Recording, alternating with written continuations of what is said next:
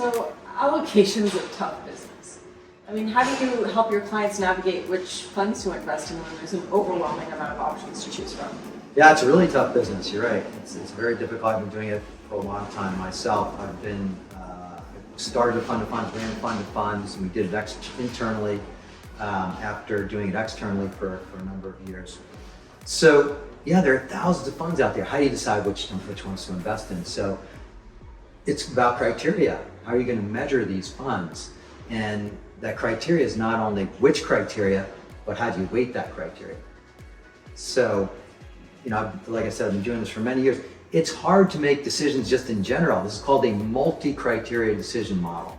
That's a type of decision you make. Now, a lot of people make mistakes in this. The mistakes that they do it in their head, right? You can't make a decision, a multi-criteria decision in their head. So that's a really cardinal rule for me, making decisions in your head, using your gut instinct, right? I'm not a believer in that stuff. If you're super experienced, that can come into play, but you've got to have a real process to do that. So people make decisions really based on emotions. A lot of people base them on emotions.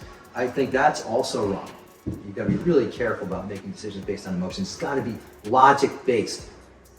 The other issue with making decisions not in a process-based environment or with some type of framework is that they're impacted by cognitive biases. There's all kinds of cognitive biases. A recency bias. What's the fund that I looked at last?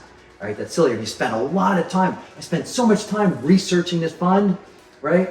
I don't invest it. I spent so much time. That means nothing how much time you spent on it, right? What is that one called? Do you know what that cognitive biases?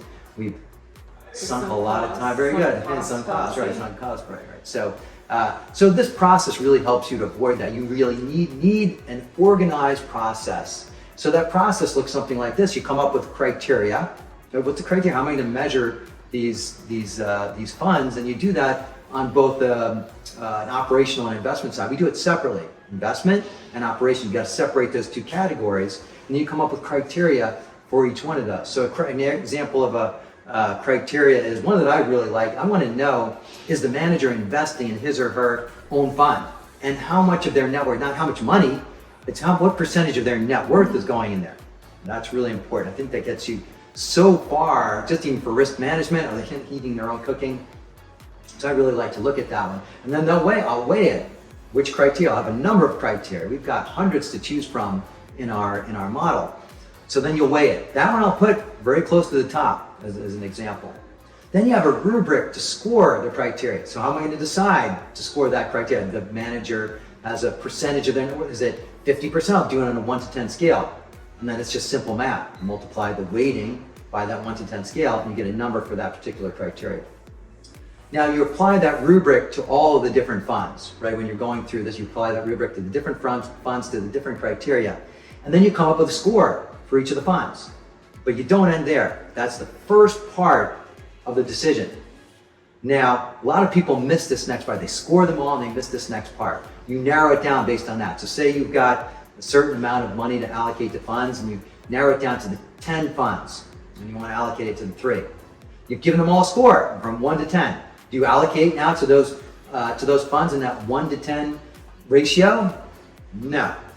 You've got to go through comparative scoring from there. You rank each fund based on the criteria against each other, based on that particular criteria. Then you can really see which fund is best in a given criteria. Now, in order to do this, we've come up with a tool to do that. As we do it with everything that we have expertise in, that we sell, we come up with a tool to make it efficient and effective to follow the process. Each fund gets a score. Now, when you're doing that, you really are able to show the decision maker, whoever that might be an investment committee, it might be fund of funds, whoever the decision maker is, you want to be able to show them that you've got this score, this tool that's backed up by evidence. Evidence of a really thoughtful process. If you wanted to make a decision, I was like, hey, Christina, you should invest in these 3 funds, right? Here's why you should do it. Aren't you going to see something? And if you can see this in a nice, organized fashion, wouldn't that be a great thing? That's what we have with this tool. So look, the benefits of this decision manager, this allocation tool that we're talking about, there are many, there are a lot of benefits, but the most important benefit for me is you get to present to your investment committee or whoever's making the actual decision a neatly organized package of funds scored in priority order with the supporting documentation for your decision. Wouldn't that be amazing to have, like That something is like that? That's what I would like. absolutely amazing. Organized information like that, that's exactly what I would want to be seeing if I was investing my money. Right, I think that just makes sense. So now when we have expertise in a particular topic, we want our clients to really understand it well, we teach it, we do a master class on this stuff, and we write a book on it first. The master class is based on the book. So the book is on these 10 principles, right? The allocator principles is what the book is called. And it talks about strategic insights into the due diligence process, because at the end of the day, that's really all it is a due diligence process. So these are 10 principles. We focus both on the investment side and on the operational side. These are both the top aspects of due diligence, and we're really excited for, we just wrote this book, we're excited for the feedback on it from our allocation clients. So I understand you also offer a masterclass to your clients on this topic. We do, yeah, we do, and I love this master class. What it does is it's a 10-week master class going through the 10 principles in the book. So some of those are allocation models that allocators use. We talk a lot about risk and risk management, and really the bottom line is we'll really do a deep dive into the investment and operational due diligence. Now the course also comes with the book, obviously, it comes with the book, and we really teach you how to use the tool. The tool really, all three of them really follow along nicely together. So you also get a nice certificate of completion when you finish it and go onto your LinkedIn. People can see, it's like, you know what, this person's completed a course and takes this topic really seriously. So we're really excited about the master class.